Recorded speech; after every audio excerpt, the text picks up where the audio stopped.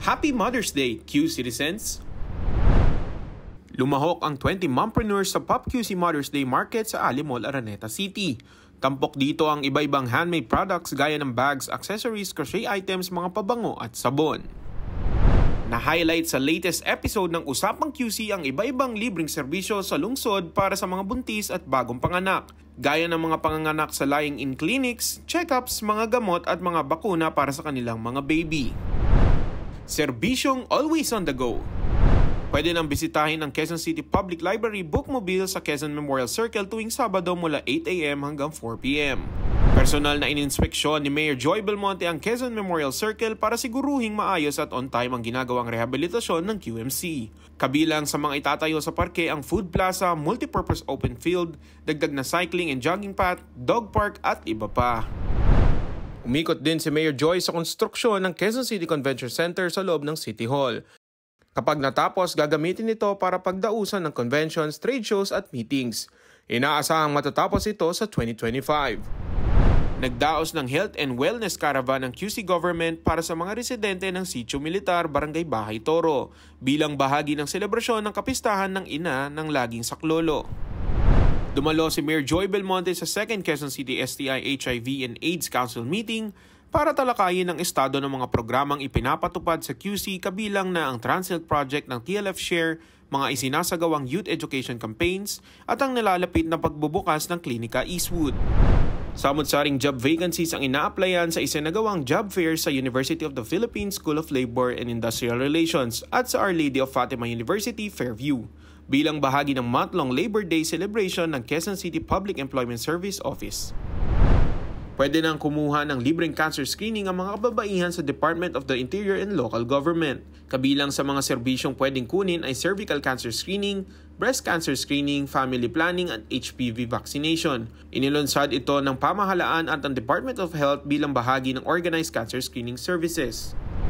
Pinaghahandaan na ng lokal na pamahalaan ang magiging selebrasyon ng Pride Festival sa Hunyo, katuwang ng QC Government ang Pride PH sa pagpaplano ng araw ng Pride Fest, kung saan iba-ibang aktibidad ng dapat abangan gaya ng Grand Pride March at pasabog na performances. Nagpakitang gilas ang iba-ibang QC-based artists sa isinagawang Himagsikan 2024 sa pangunguna ng University of the Philippines Diliman.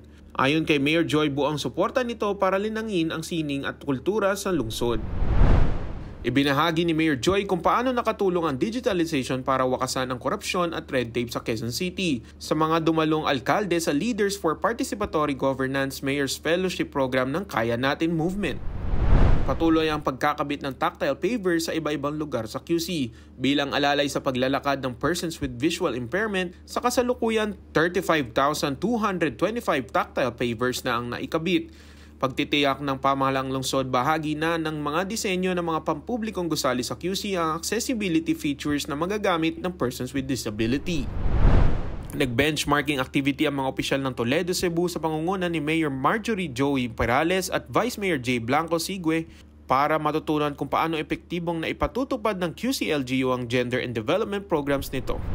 Ibinida ng lokal na pamahalaan ng good governance practices nito sa mga kinatawan ng Australian Political Exchange Council Philippine Center of Young Leaders. Kabilang sa mga na-highlight ang education, livelihood at climate change mitigation programs ng QC. Nagsagawa ng 3-day workshop ang Quezon City Program Implementation Subcommittee on Child Labor sa pangunguna ng QC Public Affairs and Information Services Department at ang World Vision para bumuo ng epektibong communication plan na magsusulong sa anti-child labor program sa lungsod. Binahagi ng Quezon City Health Department ang best practices nito pati ang health programs ng lungsod sa mga bumisitang kawani ng Department of Health, Knowledge Management and Information Technology Service. Tutugunan ng pamahalaang lungsod ang ilang hinaing na Ramon Magsaysay Cubao High School, partikular na ang pagsasaayos ng kanilang mga pasalidad. Inabutan ng tulong pinansyal ang 21 pamilyang nasunugan sa Barangay Santo Niño Payatas, Fairview at Gulod. 10,000 pesos ang ibinigay sa homeowners habang 5,000 pesos naman sa renters at sharers. Bukas ang QC Government na makipagtulungan sa Gokong Way Brothers Foundation para sa mga proyekto nito para sa mga guro ng lungsod, gaya ng scholarship program para sa STEM teachers at GBF Class Builder na isang app na magagamit para sa kanilang pagtuturo at personal development.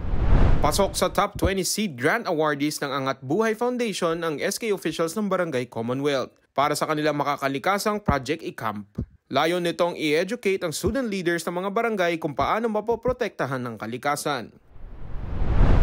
Sinulusyonan ng pamahalang lungsod ang iba-ibang hinaing ng traditional at modern jeepney transport groups, kabilang na ang pagpapabilis ng proseso ng QC Local Public Transport Route Plan, pagsasaayos ng QCT bus route at financial aid sa mga driver at operators.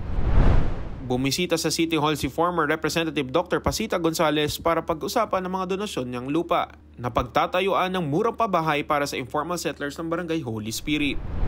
Tinalakay sa pulong ni Mayor Joy at mga kinatawan ng Save the Children Philippines ang pagsusulong ng children's rights, partikular na sa mga kabataan ng LGBTQIA sector at mga programang pwede patupad para maprotektahan sila. Pirmado na ang Memorandum of Agreement sa pagitan ng Pamahalang Lungsod at Jollibee Food Corporation na layong magbigay ng trabaho sa mahigit 200 QC, senior citizens at persons with disabilities sa 54 na JFC-owned stores. Tinuruan ng batas trapiko at mga tamang gawain sa kalsada ang may 100 daycare students ng QC Traffic and Transport Management Department bilang bahagi ng Road Safety Month celebration. Paalala ni Mayor Joy sa mga magulang at guardian palaging sumunod sa batas trapiko lalo na kapag kasama ang mga anak. Bilang palangga sa matinding init na mahagi ng QC 85th Founding Anniversary Bucket Hat, ang pamahalang lungsod sa mga empleyadong umattend sa unang 6:30 AM flag raising ceremony ng QC LGU.